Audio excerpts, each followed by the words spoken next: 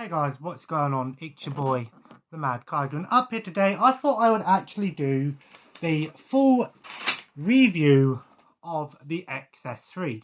If you haven't seen my last two videos, say modded PlayStation 3, so I'd highly recommend checking those videos out before watching this video.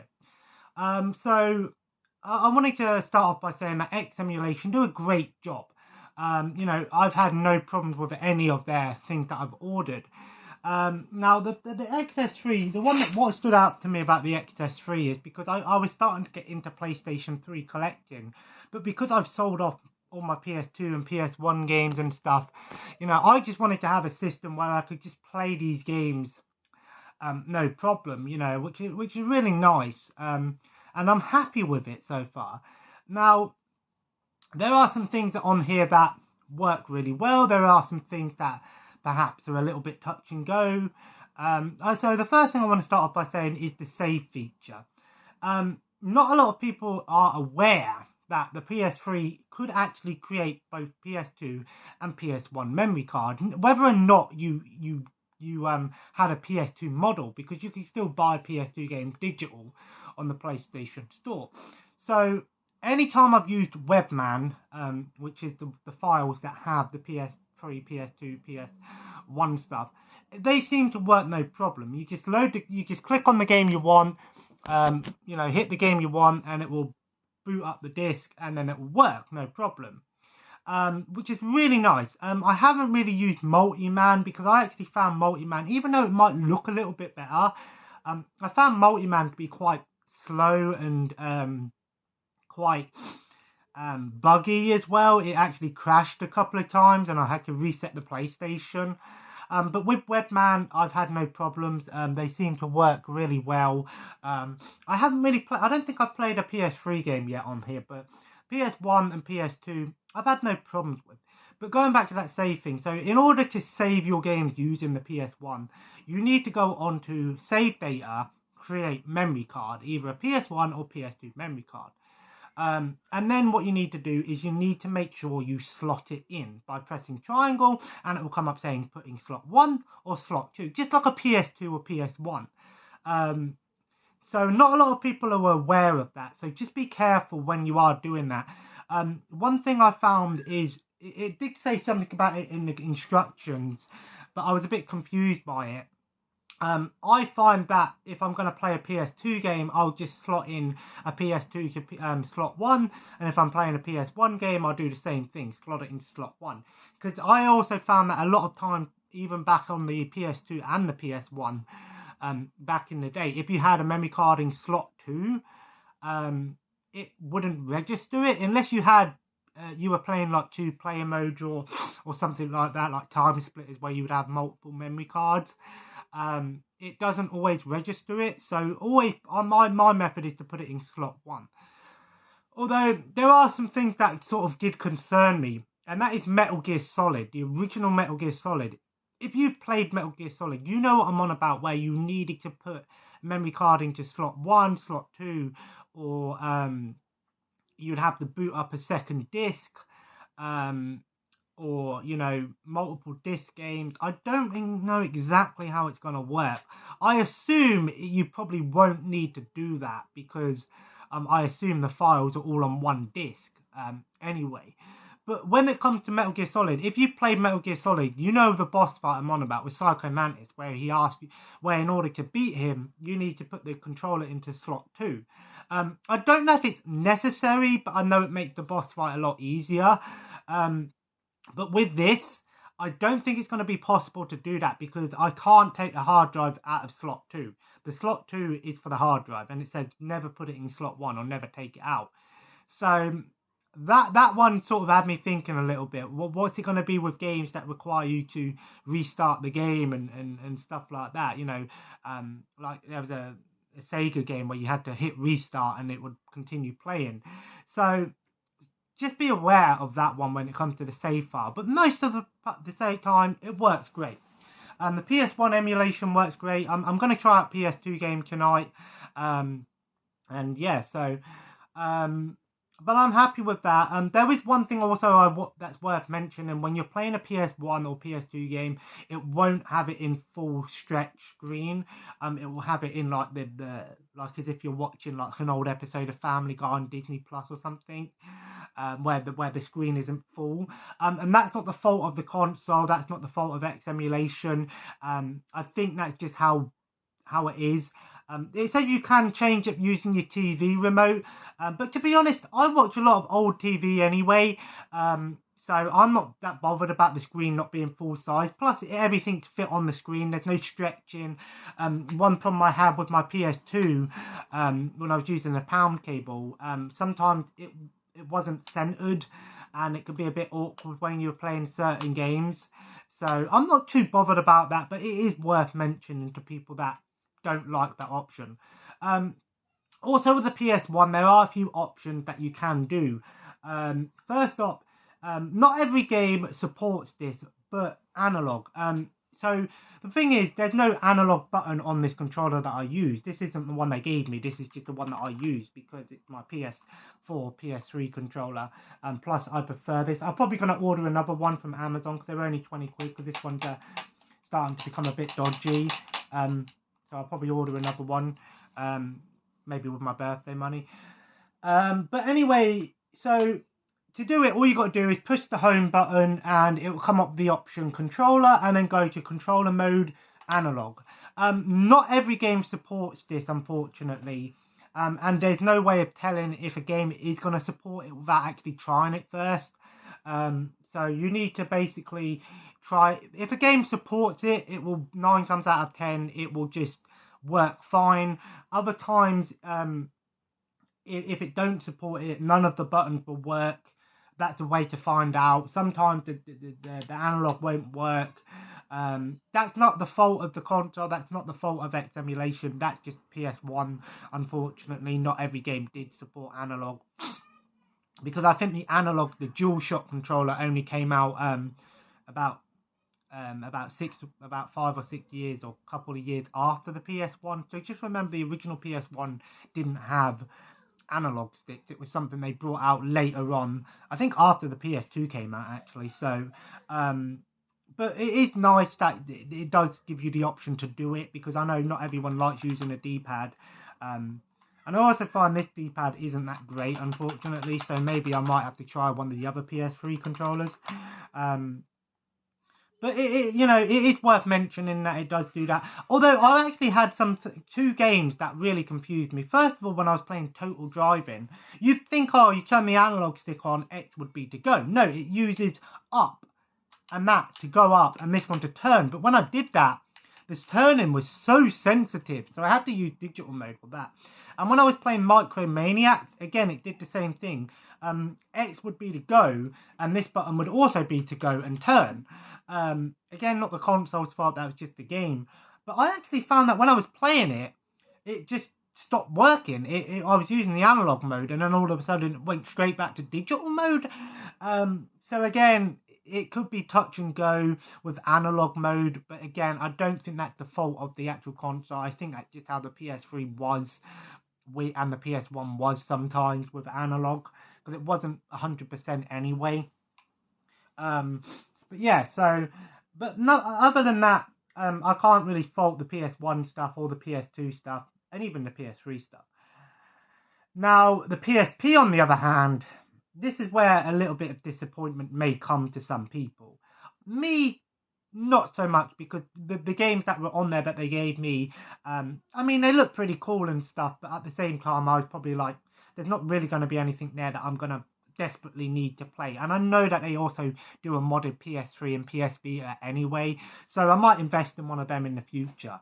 However, the PSP emulation is, I'd say, around about 50 to 60% compatible, basically. I've had sometimes the games would work, no problem. I played Ridge Racer and Red Star. Those games worked, no problem. They worked fine, they loaded fine. There was a little bit of latency at first, but once it got past that, the games run fine. Some games don't load at all. unfortunately. It just comes up with a black screen, and I've waited for a minute to 2 minutes, and it's still not come through. Some games will load. Mega Man one, for example, loaded, and it just had the Mega Man loading screen, and it wouldn't get past the load screen. And then I played Crash of the Titans, and that game loaded, the cutscene was fine, but when the game started, there was some terrible latency and lag issues and frame rate issues. Now, I remember when I used to try to play the PSP games on the emulator back on the PC a couple years ago, and it wasn't that great anyway. So I don't think that, again, is the fault of X emulation. I think the problem is that I don't think they have time to sit there and test every single game. And that's the thing is with emulation. Some consoles are perfect, other consoles not so much. Now, I don't know if because technically this isn't using RetroArch, this is using the actual PS3 emulation. And I remember the PS3 couldn't, I don't ever remember the PS3 actually being able to play PSP games. I know the PSP, if you had a PSP, you could sometimes play a PS3 game on your PSP, and sometimes would say, oh, this game's available on PS3 and PSP. So I know there was some emulation, but it wasn't perfect. Hopefully with the PlayStation 4, PlayStation Now update, if we get some PSP games, they'll be able to fix that. But if I remember correctly, it's not perfect. So if you're trying to go into this with the idea that you want to play some PSP games, just be aware that it's probably, I'd say maybe about 50 to 60% compatible, whereas it's not 100%. It is a bit dodgy and it is touch and go, but fortunately there's plenty more games on here that I can play without problems. So then we go into RetroArch. So RetroArch is really what sort of drew me into this, because I love the idea of being able to play retro video games as if and when. Now, on RetroArch, obviously, on here it's got a couple of arcade emulators. It's got the some Nintendo stuff, some Sega stuff. So some console, some handheld, and some arcade and PC stuff. Now, the console stuff works great. I've not run into any problems with any console stuff. No issues whatsoever. You can just click on the game you want from the playlist, and it will run straight away. However, there is also one caveat. You do need to go into the settings for the controller and turn on analog to digital mode, which basically will transfer the digital D-pad to the analog stick. You can either do this with the left or the right stick, whatever you prefer. I don't know anyone that would use the right stick, but some people might. But once you've done that, it works fine. So the analog stick works as the D-pad would. Again, obviously, it's entirely down to you.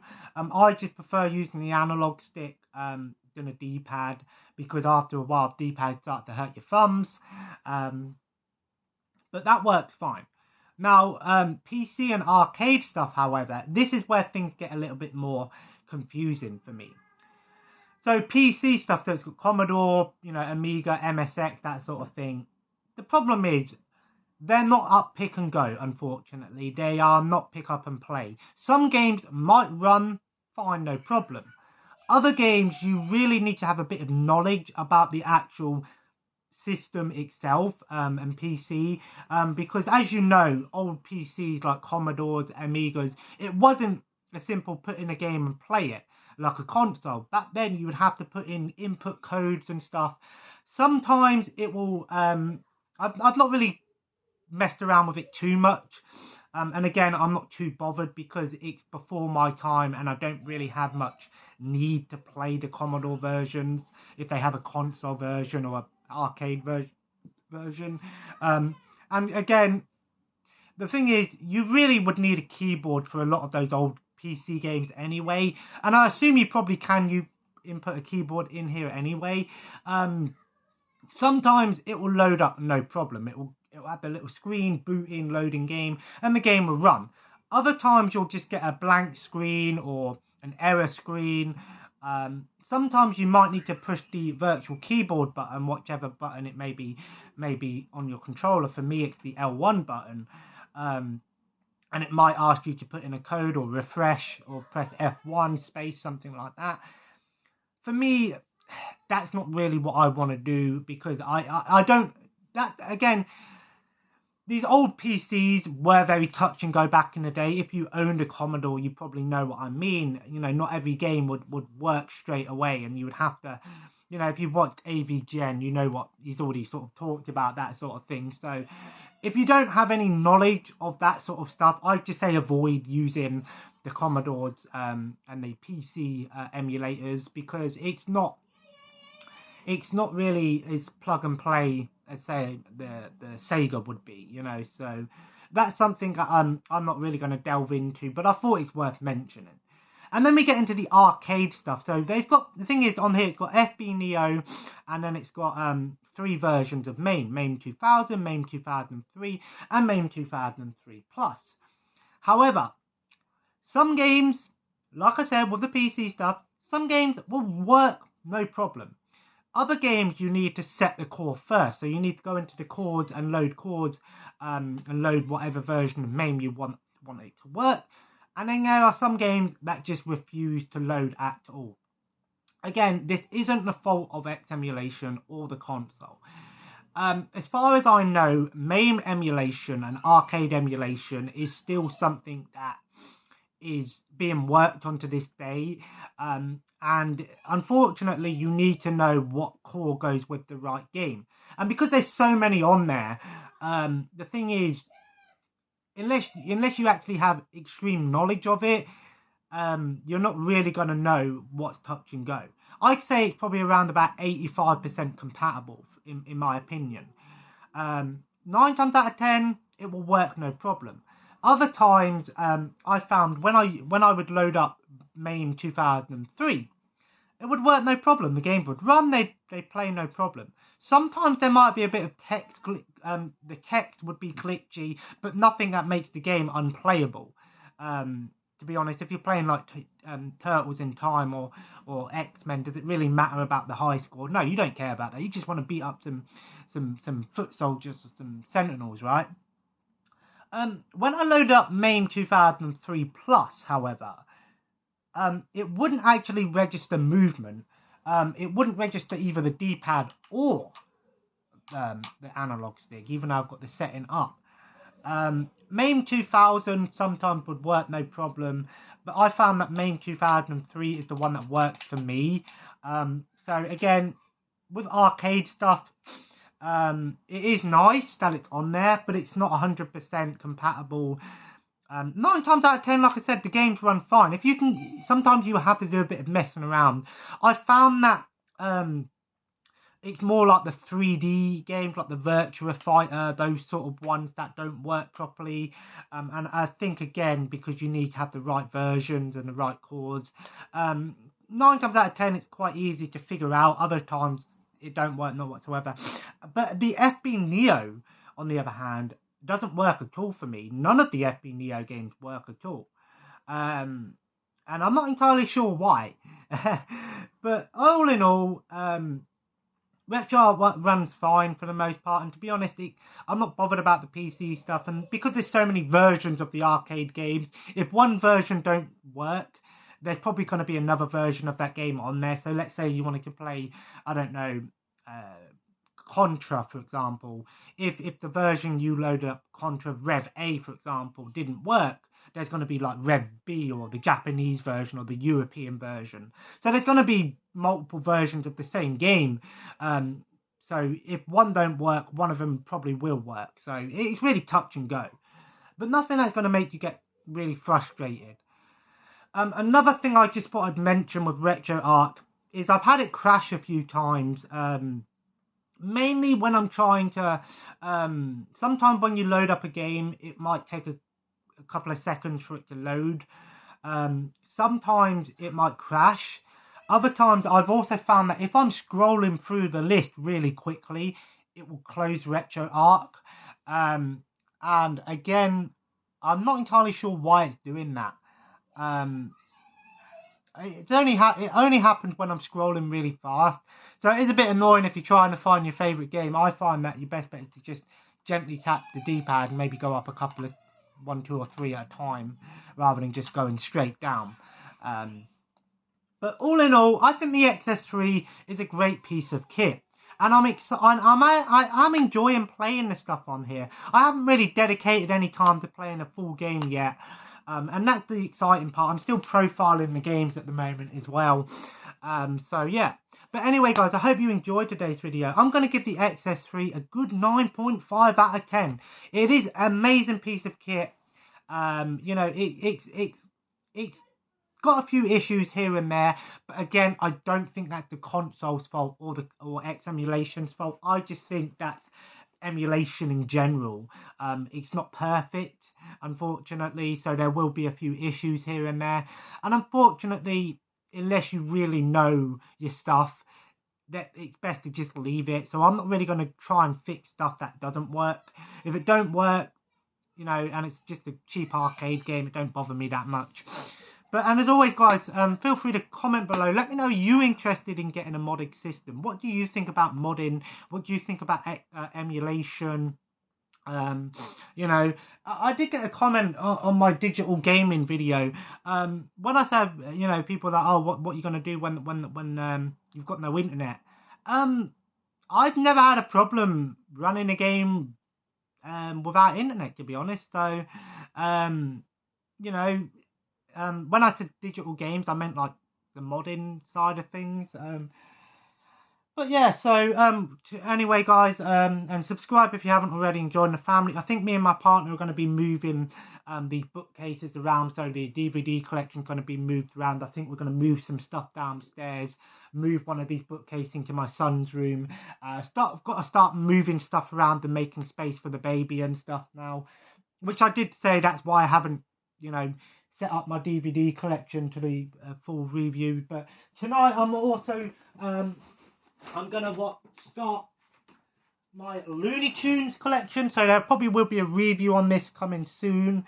I'll probably just watch one disc each night, because, you know, I think one disc, what it says on here, 413 minutes, so I assume one disc will probably be around about an hour and a half to 2 hours worth of content per disc. I don't know if I'm going to look at all the special features. I did watch some wrestling these past couple of nights. Last night I watched the King of the Ring. My God, he's broken in half. He's killed him. Oh, what a great moment. What a match. And as always, guys, follow me on Twitter and Instagram at the Mad Tiger. And as always, have a nice day. And I will see you tomorrow, possibly. Because my partner's going away tomorrow. So she'll be out tomorrow. So I'll probably do some stuff tomorrow. Thursday I've got to go shopping. Friday I've taken my son out to an animal event. And then Saturday and Sunday I think we're busy going swimming and stuff. But anyway, see you next time.